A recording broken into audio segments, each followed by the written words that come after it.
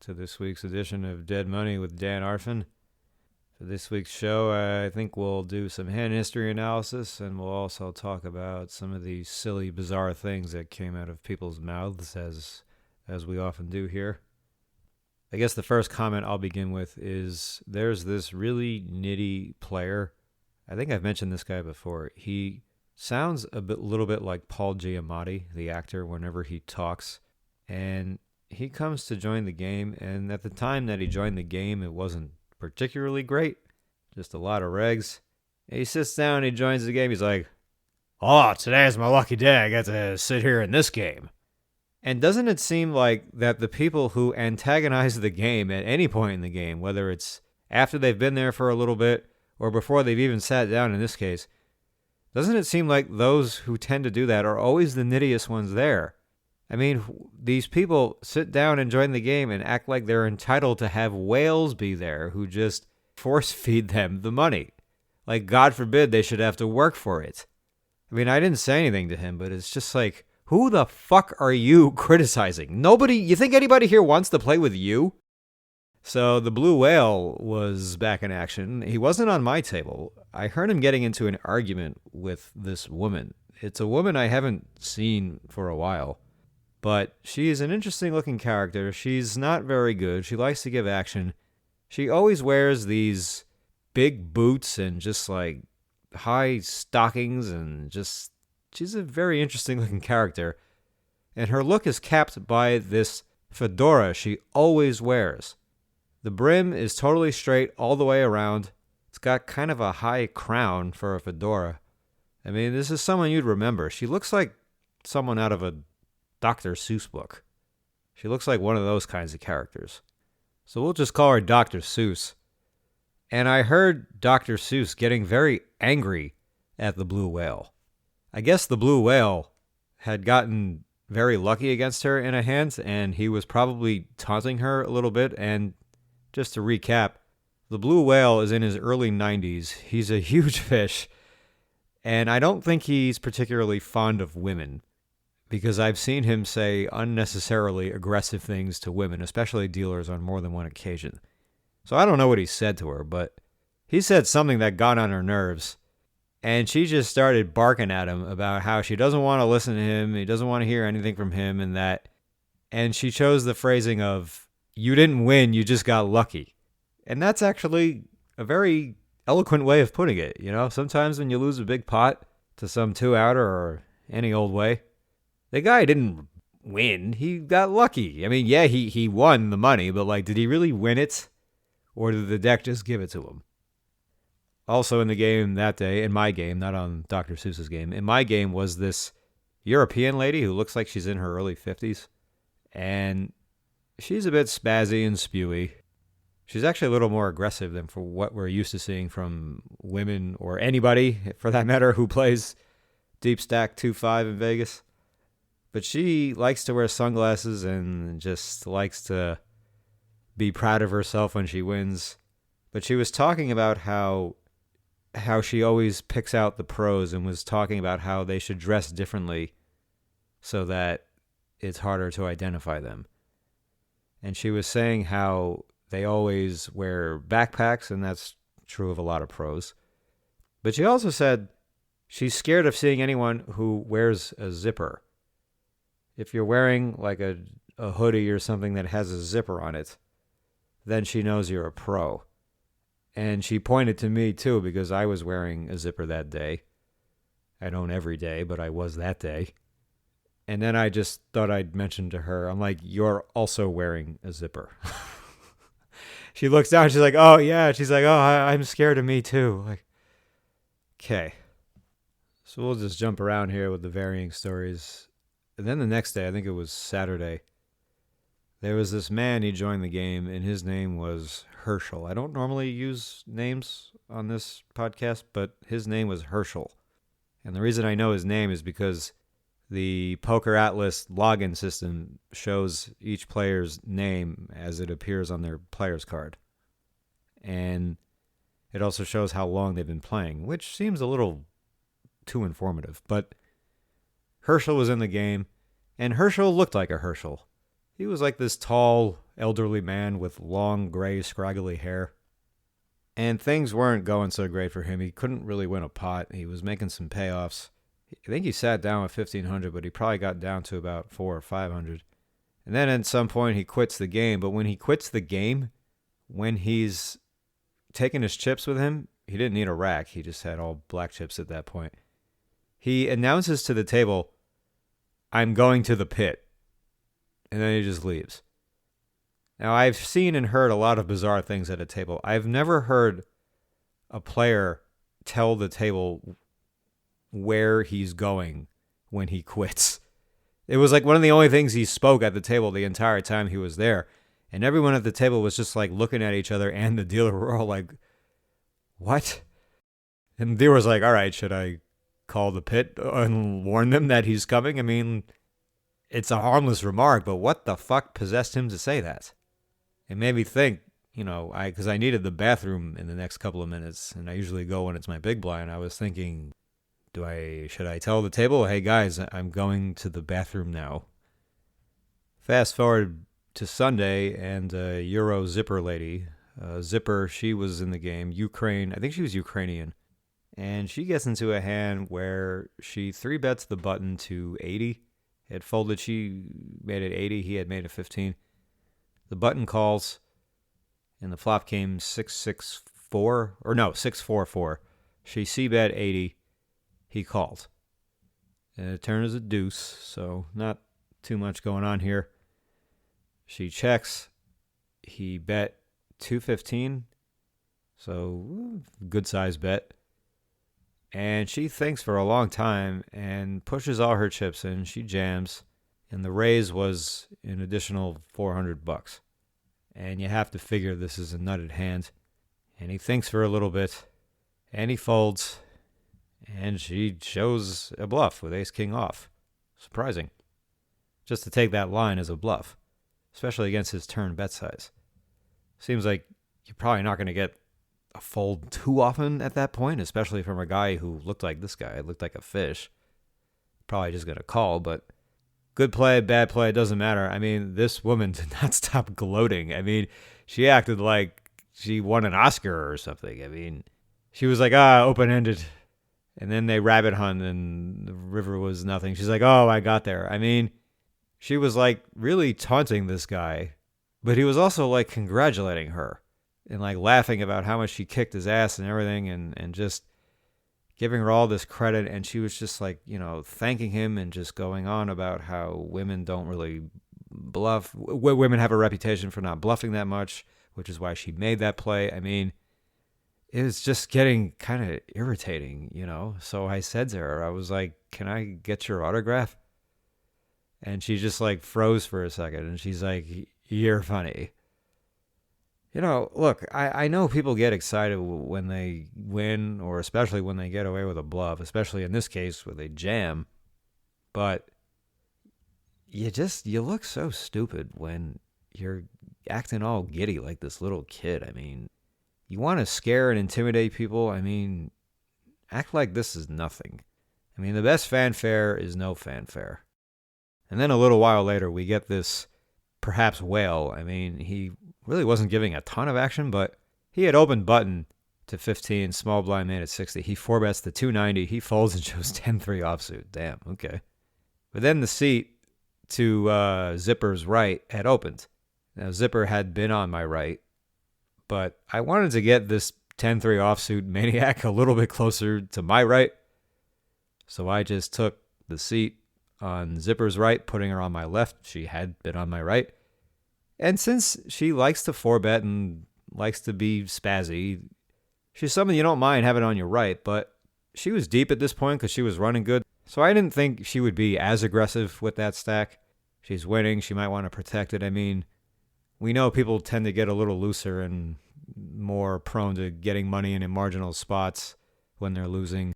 They start bluffing more. I mean, that wasn't the circumstances for her. So I didn't think having her on my right was really going to be as beneficial, even with her being deeper. I mean, you like to have deeper stacks on your right. But I take the seat on her right, and she's like, "What? You don't want position on me? You don't want position on me?" It's like, I almost said to her, "You can have it," but I didn't want to fucking say that. I'm not engaging this fucking garbage. Like, this woman is just feeling so high and mighty. I mean, this is what happens when you're running good, you know? It makes everybody feel so empowered and invincible, and I just didn't want to fucking engage her anymore at this point. I mean, I was like willing to talk to her, but not about this.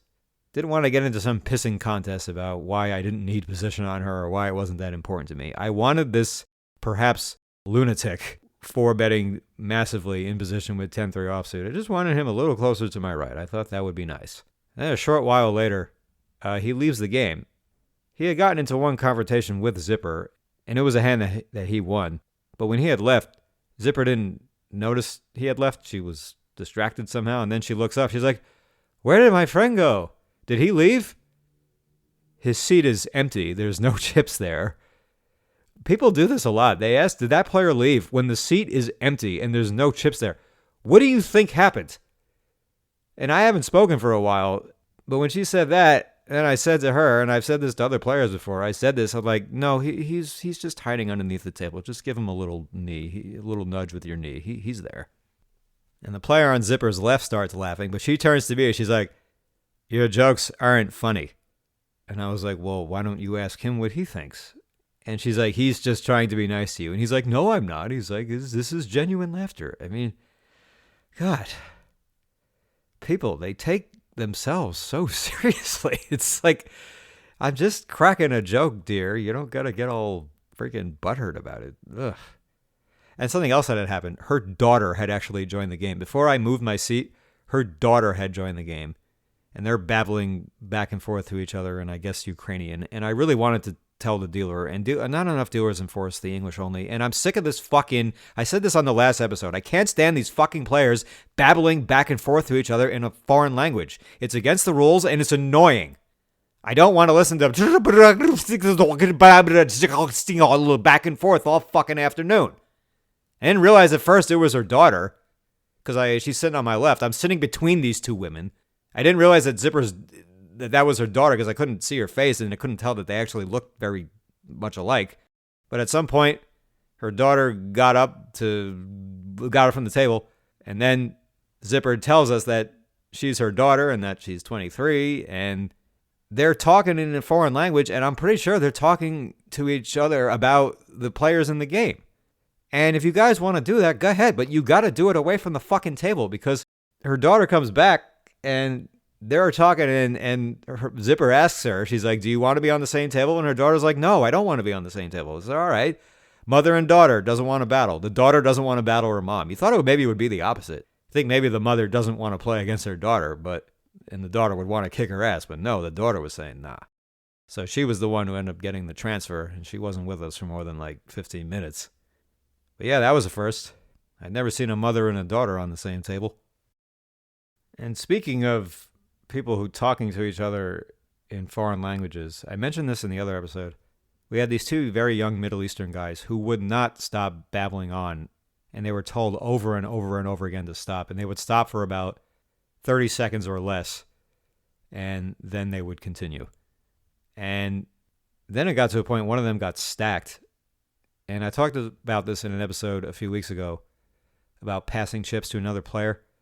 I was looking down for a moment, so I didn't see for 100% certain, but I'm pretty sure the buddy who still had money threw his guy $400. He threw 4 black chips across the table, which is essentially taking money off the table. And the dealer was like, wait, you can't do that. And he ended up only making him give $200 back because they said it was only $200. And I wish I had been looking up to know for sure if it was $400 or $200, because if it was $400, I absolutely would have said, dude, that's $400. You got to give back all 4 of those chips and go into your pocket for everything.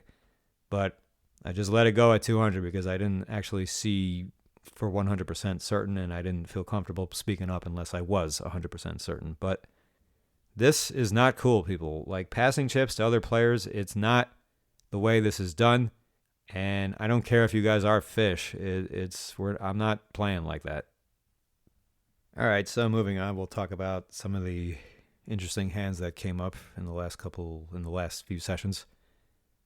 The first session started out with just a bunch of fucks just left and right, just getting smacked every which way. It kind of reminded me of like what it's like to watch a baseball game. If you watch a lot of baseball, when you lose a game, it's just like there's so many different variables in every baseball game, which is why the best teams have such a low win rate for what's considered great. Because every game you lose is just there's all these little fucks, you know. Ball takes a bad hop, bloop falls in, and just all these little fucks just start to add up and you lose. And that's kind of the way it goes too when you have these losing sessions where you're just getting worked and the opposition is going on a heater. I'm in the game 30, 40 minutes, haven't really done anything yet. So finally I get Queen 10 offsuit and one of the fish limps in. This fish, we'll call him Papi Chulo, is a guy I haven't played with for a while, but I have played with him a number of times. He's a lot of action. He's kind of nitty when he bets. I mean, he bluffs here and there, but like for the most part when he's betting, he's got something. And probably gets more action than he deserves in a lot of situations. He's like this 50s or 60s Hispanic man of some kind. And he's actually kind of obnoxious at times. I mean, he's funny, but he's kind of annoying too. We'll explain more on that in a minute. But when he limp calls my 35, he says, first hand he play, at least kings. All right. Then the flop comes ace, king, king. All right, well, I hope he still puts me on kings. He check calls 35. Turns a 5 of hearts. I have no hearts. He checks again. This is a guy who can fold, especially because he sees so many turns and rivers with very weak hands. So I was tempted to check. Just had kind of a weird feeling, but I thought, I just got to bet. I bet 100 and he immediately check raises. He says 200, but threw out 300. Doesn't matter. I'm obviously folding. And he shows me a flush with Jack 9 of hearts. Next hand up, I get king, queen off. I race to 25 with no one in there. Poppy calls the big blind. Comes ace, jack, 3, 2 hearts. I have the king of hearts. He check calls 20. Turn is another ace. He checks, I check. The river Broadway with the 10, but it's a heart. He only bets 35 into 90, and I think when he bets this river, he's going to have a lot of aces. He could have a flush, but a lot of aces, and I don't think he's going to fold an ace. I have a heart blocker, so I overraise quite a bit. I make it 250. He immediately calls, and he has another flush. And then he does what I've seen him do a lot, which is he starts congratulating himself. And like he says to the table, or he says to his neighbors, he's like, nice one, huh? You like that? Like, and I didn't say anything at first, but a minute later, I was like, I had a straight with a heart. I was like, give yourself a pat on the back. So now I'm starting to, feel it a little bit. I think 1 or 2 players limped. I have king, jack of hearts. I raise to 35. And the guy on my left literally min clicks it. He 3-bets to 75. And I'm always tempted to 4-bet this, but I always know one of 2 things is going on. One, this could be aces. It shouldn't be aces, obviously. It probably isn't, but it can be. Even so, though, unless I just make some huge 4-bet, whatever they have, they're probably calling. Because we know he's not 3-betting a piece of crap. So with the price I'm getting, I'm just like, all right, I'll just fucking call. I hate it, but I'm doing it. And I flop 6-4 deuce, 2 hearts. I check and he bets 75. And yeah, of course I want to like check raise and start doing shit. But like, I'm just worried that this is going to I'm just worried this is going to be taken for exactly what it is. So I just call. Turn is a 7. I check, he bets 150. I mean, and I hate check calling out of position when I have no showdown value if I don't improve. But I'm getting such a sick price, so I call. River's a queen, I miss everything, check, check. I lose to pocket 9s. So he just gets this perfect flop and turn where he gets to win as much as he chose to try to win. And I just miss, and his perfect 3-bet, min-click 3-bet just plays to perfection. Now, had I 4-bet pre, would I have been able to win this post-flop? Yeah, pretty decent chance of it because I would have felt comfortable blasting flop and jamming turn. Had I check raise flop and like gone all in on the turn, would he have folded? Maybe, but I felt like the light was starting to turn green on me a little bit and that people were going to be a little more prone to heroing because it's funny the way the 2-5 pool plays. They tend to overfold in a ton of spots, but just as easily they can turn into huge stations in certain spots. I mean, if they get any sort of inkling that a player is beginning to overbluff, they're just not going to fold anything to him. So it's a passive approach I took here, but I don't really hate it. I mean, I'm just afraid to get stacked in this kind of situation. Because if I get there, I expect to be able to still win money with it. But if I don't get there, at least I don't have to lose everything. So it's just tough when players think you're getting tilted or it looks like you're getting beat up when it might be through no fault of your own. You know, when you just start losing hand after hand after hand, people just start thinking you're spewing now. And whether you are or aren't, you got to be mindful of that. And you got to start underbluffing because they think you're spewing. Then I played a couple of hands with our Paul Giamatti friend, the one who wasn't excited to play with us because it's too bad for him because of all the action he brings to the game. I was getting annoyed, so I raised 9-6 of diamonds in the cutoff. It's a little loose. It's probably not horrible, but it's not something I would normally do. He calls a big blind. Flop comes 6-3-4, 2 diamonds and a club. And I have 9-6 of hearts. I think I said I had diamonds. But he checks. I bet 10. He snap check raises to 40. All right, call, even though I'm expecting to be crushed here most of the time. Turn is a 5 of diamonds, exactly the type of card I was hoping to see. Can turn my hand into a bluff now. He check calls 90. The board pairs 5s. He instantly leads 150. Half pot. I fold, and he sort of like throws his arms and shoulders like, huh? Why aren't you calling? And it's because you probably have a full house. I mean, I thought about jam raising, but not first this guy. Then I 3-bet King Jack suited to 85. The under the gun makes this huge 4-bet to like 330. Then a little while later, he cold 4-bets me again. Someone had opened 15. I 3-bet jacks on the button to 55. He makes it 200 out of the big blind. I folded. I think I should have called this. I mean, he was deep, but not like super deep. This is not a great spot. But I don't know. I think I should just see the flop and see if he wants to barrel off with ace-king. Because this was not one of those players who will just never cold 4-bet ace-king. I mean, you see a lot of players flat ace-king to an open raise or cold call 3-bets with ace-king. This guy wasn't doing that. Then Papichulo plays a hand against this rock where the board was like jack, 6-5, jack. I think maybe flop went check raise or check raise on the turn. I don't know. Papichulo calls a turn bet, and queen comes on the river, and he stacks the rock with pocket queens, who had pocket 6s, had a full house, and lost to this crazy 2-outer on the river.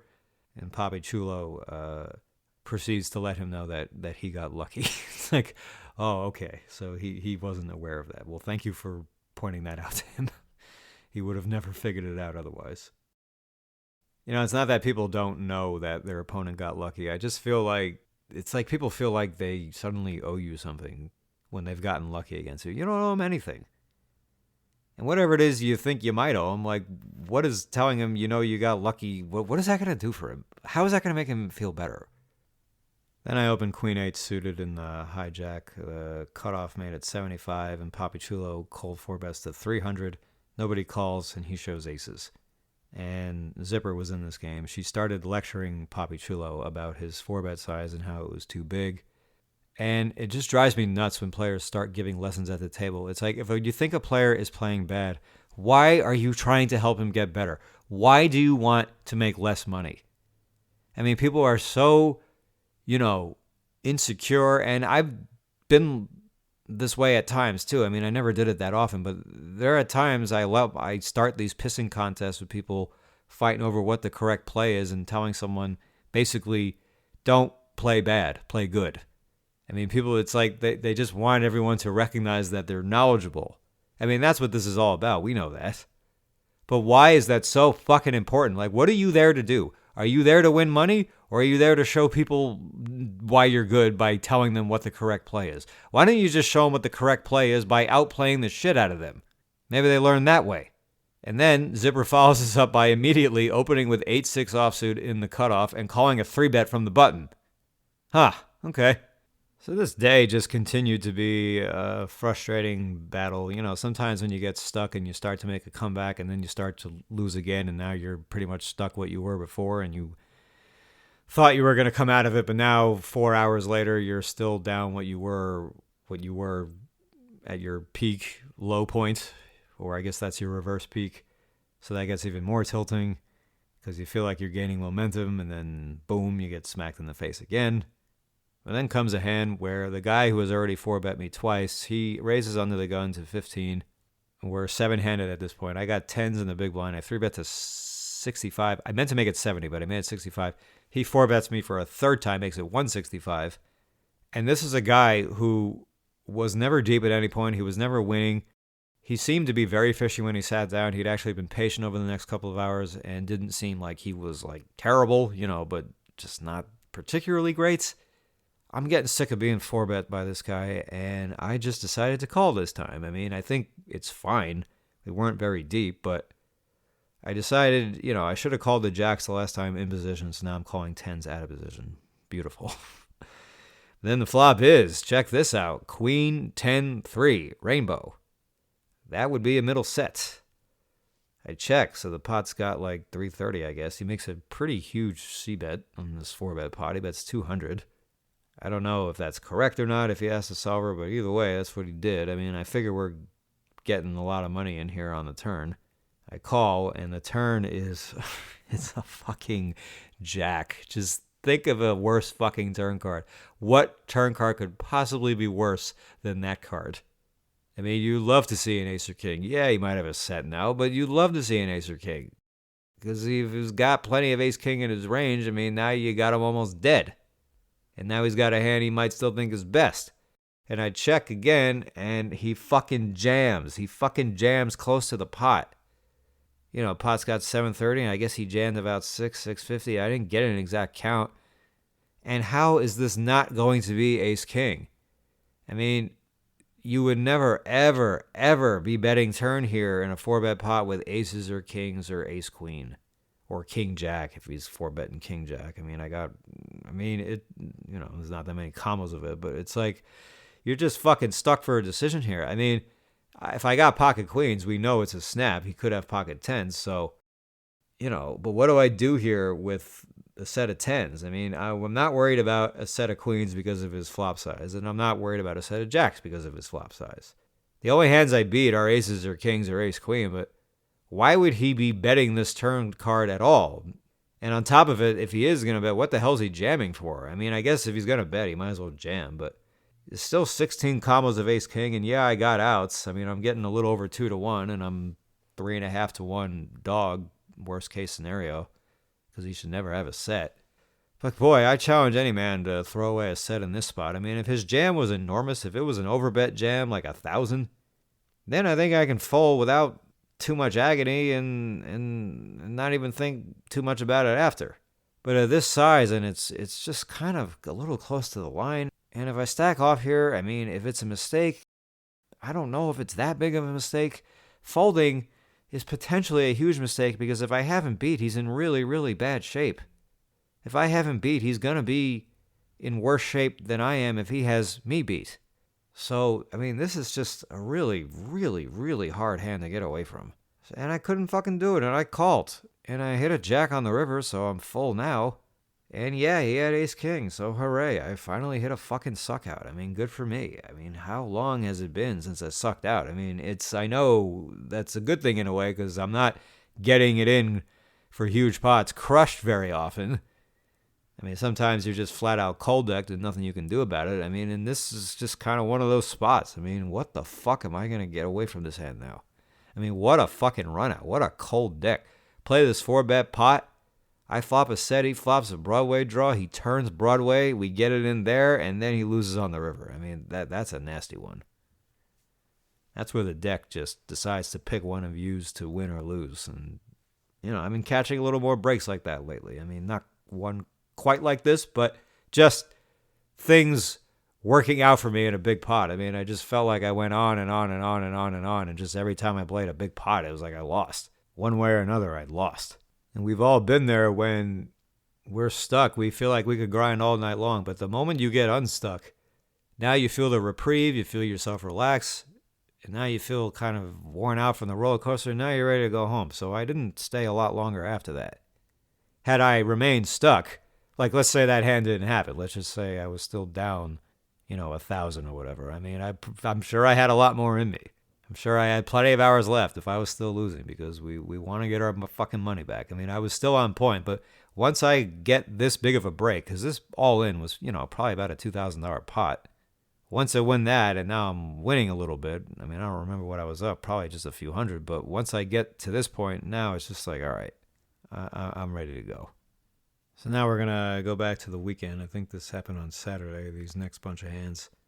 I raised under the gun to 20 with Jack 10 suited. The game was really good. I get 2 calls, and then there's a 3-bet to 40. I want to fucking scream when people do this. Like, what the fuck are you trying to do? And the guy only has like $500 left. And yeah, of course, I'm tempted to like make a committing 4-bet and call off to a shove. But I'm just so afraid to do that, and it just feels so stupid if that's what ends up happening. What am I going to do when the guy just says fuck it with ace-jack suited and dumps it in there? So fuck my life. I just fucking call, and we go 4 ways, and we got 160 in the pot, and the flop comes, I think, queen, 5-5, 2 spades. We all check. I turn a flush, and then I get it all in on the turn with one of the fish. Yeah, I only had about 400, maybe less.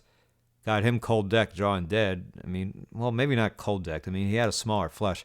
He had the a 9-high flush with the 9 deuce. And he was a fish who'd been spewing and losing and frustrated as he walked away. I mean, he didn't say anything to anybody, but it's like, yeah, wow. Can you believe it? 9 deuce lost again. 9 deuce lost again. Then, of course, people started joking like, oh, wrong game. Oh, take it to blackjack. I'm like, yes, take it to blackjack. Then I was just going on a nice rush where I was winning a lot of pots. I mean, none of them were really big, but they were nice. In fact, this flush over flush hand was probably the biggest one I won of the day. But we get a new player, and there's a limp. I raised to 25 at king jack of diamonds. Small blind called, but he tanked for a while before he did. So I guess he thought about 3-betting. Flop comes jack 4-4 rainbow. They both check call a third. I bet 25. Pot has 150 now. Turn is a 3. I think there's no flush draws now. Yeah, no flush draws. Small blind, they check to me again. I bet 60. And the small blind check raises to 155. Folds back to me. Okay, call. I've been stationing a lot lately, but okay, call. I mean, not that I should be folding to this. River's a 6. He bets 180. Small bet at this point. I mean, he's betting 180 into about 450 or 460, I think it is. I call, and he has pocket 7s. Okay, thank you. That's a way bigger pot than he needed to lose. I mean, I don't know what possessed him to do any of this on the turn and river. Like, what does he think is going to happen? Like, are you bluffing? Like what are you doing? I'm not going to ask him that, but what are you doing? You flop not great 3 ways. I mean, you didn't get a 7. It was jack 4-4. This is not an ideal flop. You check call, a 1/3 C bet. You get an overcall behind you. Then you see another bet from the original raiser who had bet the flop. He's not betting big, but then you check raise, and he calls you. You got to figure your beat at this point. And on this river, why would he fold to 180? I mean, what does he think is going to happen? And the straddle was on another pot. A guy opens the 30. I 3-bet to 100 with aces. He calls. It comes queen 9-7, 2 diamonds. He check calls 65. I guess, what is that, like 1/3? A little less than a third. Turns the 5 of diamonds. So now there's 3 diamonds. If I have the diamond, we go check, check. River's a king, and he leads somewhat big on the river. He goes 175. I mean, well, actually, no, that's not that big. I mean, it's a little over half, but these are the sizes I'm usually comfortable calling. It's when they start getting into that 2/3, 3/4 territory that I start to get a little nervous. I call when he mucks. So, who knows? He probably just had like a gut shot or something. But, we're always tempted to size up for value. But I don't know. I'm starting to think maybe these small flop bets are good because they really widen the calling range. And even though people really underbluff at 2-5, if you keep the pot relatively small, like by betting small on the flop, they're more likely to do something silly later in the hand. Like if he had called 140 on the flop. And that's a big if, but let's just say he did it. And I don't know if I picked the right size on this flop with this hand. I don't know, but a lot of the times I'm just guessing. I don't know what solvers want me to do in this situation. But suppose he had check call 140 and I check back the turn. I mean, he might not want to bluff the river because the bluffing river is going to require him to go a lot bigger. And if he doesn't want to bluff, a third, he's going to have to bluff 250, 300 at this point. And, that is significantly more than 175. So I don't know. I mean, it's just the 2-5 pool, as soft as it is, and I'm really changing my perceptions on things. I mean, I don't know if I'm necessarily getting better, but just my perception of the pool is changing. I mean, I never really speak well of anybody, but now even less so. I mean, I just don't respect anybody. Just nobody is good. I mean, everybody is there. They're just trying to make the nuts. And if that doesn't work, they play more hands. I mean, nobody's really that aggressive. Nobody's trying to put you in tough spots. It happens when the deck puts you in a tough spot. So things were going pretty smooth. Then the biggest pot of this day comes up, and I lost his hand. We got a limp. We got a raise to 20. He's fishy. I 3-bet button to 70 with ace-10 of clubs. Mr. Wizard with pocket sevens earlier. He cold calls. We go three ways. Flop comes jack 9-8, 2 clubs. So I got a big combo here, plus the overcard. They check. I almost checked, but I bet 125. Small blind folds, and the original raiser check min raises to 250. And he only has 300 left. And it's why is he doing this? Why would you min raise? Why would you check raise any size here without shoving? So I put him all in, not because I think there's any chance he folds. I just have to kind of realize my equity at this point. Because if I break the turn and he jams, I'm not folding. I'm getting too good of a price. I'd be getting close to 3-1 at that point. So it's better to just jam, because if there's any chance of me turning the nuts or the straight there and him folding, then it's better to just jam the flop where you make sure you get everything. Because if I miss, I'm losing the max regardless. So if I hit, I want to make sure I win the max.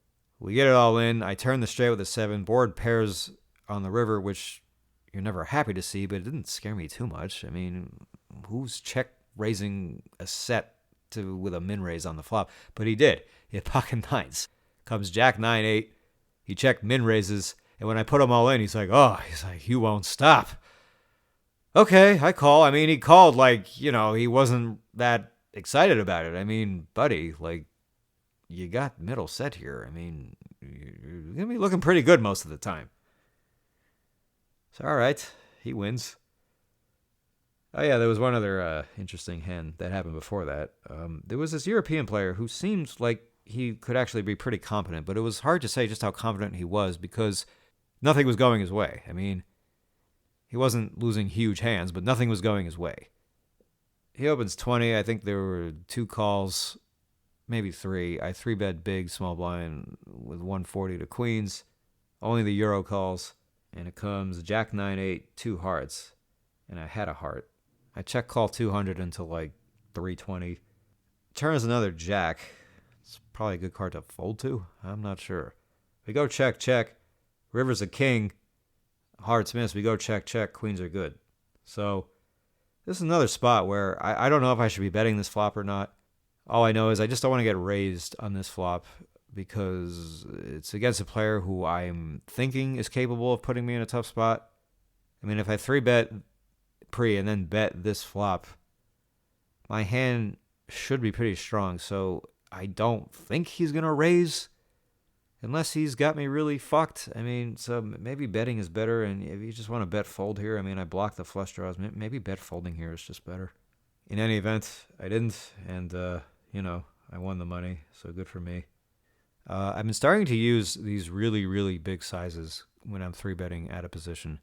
For instance, there's a cutoff limp and the button raised to 20. Now, the button who raised to 20, he had raised to 20 in another hand with no one in the pot. And now he's only raising to 20 with a limper in the pot. So these are things I tend to pick up on as sizing tells. And the small blind calls 20.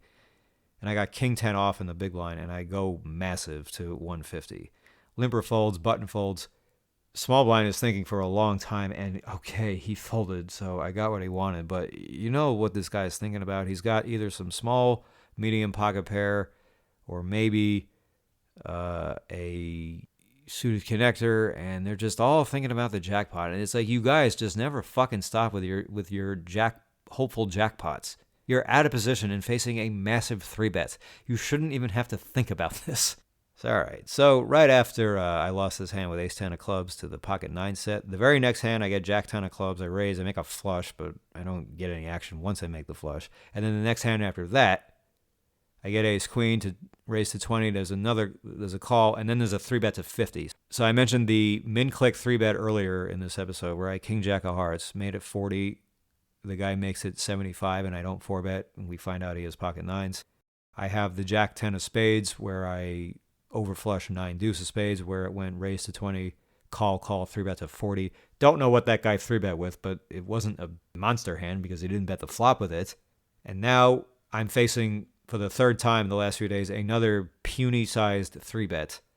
And this time I have ace queen off. And we're very deep. So I 4-bet, not enormous, but pretty big, kind of big. I make it 220, and he 5-bets. He 5-bets to something, and I just snap fold, and we know it's going to be aces or kings. And holy fuck, why can't I ever get this right? It's like the 2 times I think about 4-betting and don't do it, both times they don't have that big of a hand. But the time I do decide to 4-bet, and I have an ace in my hand, and I still get 5-bet. I mean, this is just variance. We know that. But God, it makes you just want to scream. Played another hand against the reg where there's a raise to 15. I 3-bet to 50 with queen jack of clubs. He calls, and it comes ace jack deuce rainbow 1 club, and he check calls 45. And I think I could get called by some worse hands here, some gut shots, maybe like jack 10. And what an interesting turn card, king of clubs. So I got the not a royal flush draw, but a pair and a gut shot to the nuts, and a flush draw as well. And I don't know if this guy wants to 4-bet me with ace king. I mean, so I think ace king is a hand he could have, but I think he'll have a lot of weak aces. I mean, I could have him beat. He could also have queen jack, and I'm just free rolling him. I just bet 175 just to let him know that I'm going to be serious here. I mean, I don't want to get check raised. We know getting check raised sucks, but I also probably have to call it. So I felt safe enough to double barrel this card, because he could fold like king 10, king queen also. So overall, I like double barreling, and he folded to this. So this week, his last week or two, and I guess maybe even just the last bunch of weeks, I've had to come back from some difficult sessions or come from behind in some sessions. I mean, it's never like, even when you're running hot, is it ever really just a wire-to-wire smooth, like nothing ever goes wrong? No, it's not like that. But it hasn't been a consistent fucking barrage, and I'm starting to get called a little more often, and I'm just not running into fucking nutted hands every fucking time I put money in.